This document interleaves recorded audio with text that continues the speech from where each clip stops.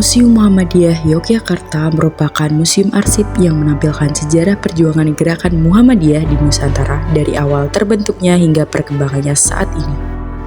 Museum ini sendiri berlokasi di kawasan Kampus 4 Universitas Ahmad Dahlan Bantul, Yogyakarta, dan menetapkan Universitas Ahmad Dahlan sebagai pengelola resmi museum ini.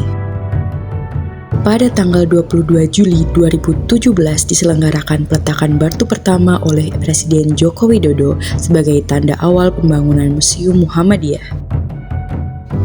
Pembangunan museum ini sempat terkendala karena pandemi COVID dan mengakibatkan bantuan dari pemerintah untuk pembangunan museum ini sempat tertunda.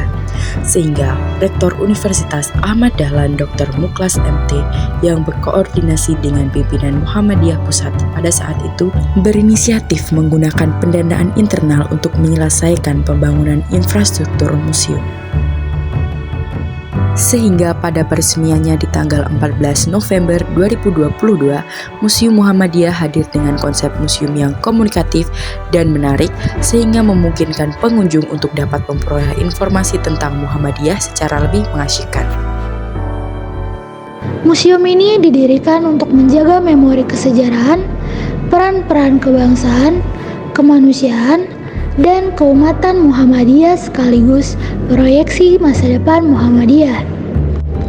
Muhammadiyah sendiri merupakan organisasi masyarakat Islam terbesar di Indonesia yang memiliki peran besar dalam membangun peradaban Islam di NKRI.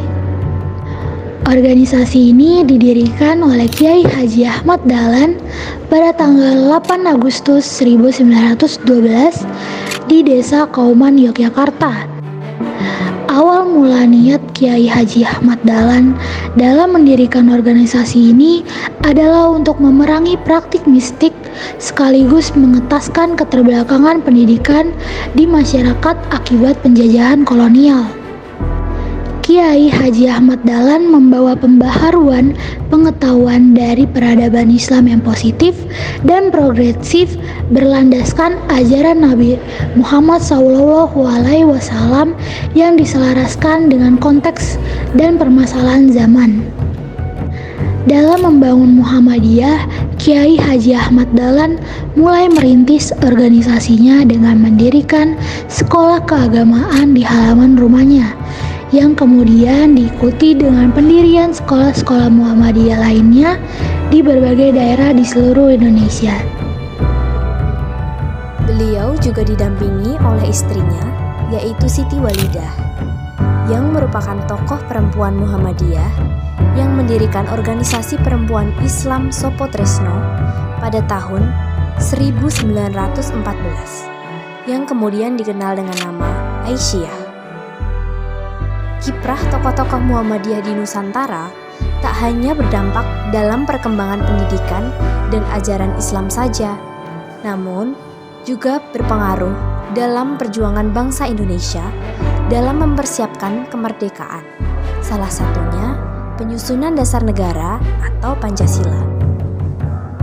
Sebelum ditetapkannya Pancasila sebagai dasar negara, pembentukan Pancasila tidak lepas dari Piagam Jakarta. Sempat mengalami perubahan karena adanya kontroversi di antara masyarakat Indonesia. Dalam Piagam Jakarta yang disahkan pada 22 Juni 1945 yang merupakan bagian dari pembukaan Undang-Undang Dasar 1945, terdapat 7 kata yang dianggap kurang mengakomodir pemeluk agama di luar agama Islam. Kata-kata tersebut berbunyi, ketuhanan dengan kewajiban menjalankan syariat Islam bagi pemeluk-pemeluknya. Dan pada 17 Agustus 1945, Wakil Umat Protestan dan Katolik di wilayah Indonesia Timur menyatakan tidak akan bergabung dengan Indonesia dan menyatakan keberatan dengan kalimat tersebut. Sehingga Kasman Singodimedjo, seorang tokoh Muhammadiyah yang berjiwa nasionalis, berperan untuk membujuk para tokoh perumus dasar negara agar umat Islam berbesar hati untuk menghapus 7 kata yang akan memecah belah persatuan bangsa. Kasman mencoba membujuk Ki Bagus Hadikusumo, salah satu tokoh penting Piagam Jakarta, dengan berkata, "Kiai, tidaklah bijaksana jikalau kita sekarang sebagai umat Islam yang mayoritas ini sementara mengalah, yakni menghapus 7 kata termaksud demi kemenangan cita-cita kita bersama, yakni tercapainya Indonesia merdeka sebagai negara yang berdaulat, adil, makmur, tenang, tentram, dan diridhoi Allah Subhanahu wa Ta'ala." Akhirnya, atas kesepakatan para tokoh Islam dan tokoh nasionalis lainnya, salah satu sila dalam Piagam Jakarta diganti menjadi Ketuhanan Yang Maha Esa, yang pada akhirnya kalimat ini dimasukkan dalam perumusan dasar negara, yaitu Pancasila, yang menjadi falsafah hidup bangsa hingga saat ini. Itulah salah satu bentuk partisipasi Muhammadiyah dalam perjuangan bangsa Indonesia untuk mempersiapkan kemerdekaan. Bahkan, setelah Kiai Haji Ahmad Dahlan wafat, organisasi Muhammadiyah terus maju dan mengalami peningkatan yang pesat, ditandai dengan berdirinya institusi pendidikan dan sosial seperti sekolah yang terdiri dari TK, SD, SMP, SMA, pondok pesantren, hingga universitas. Kemudian, di bidang sosial, Muhammadiyah terus gencar mendirikan panti asuhan, klinik, hingga rumah sakit.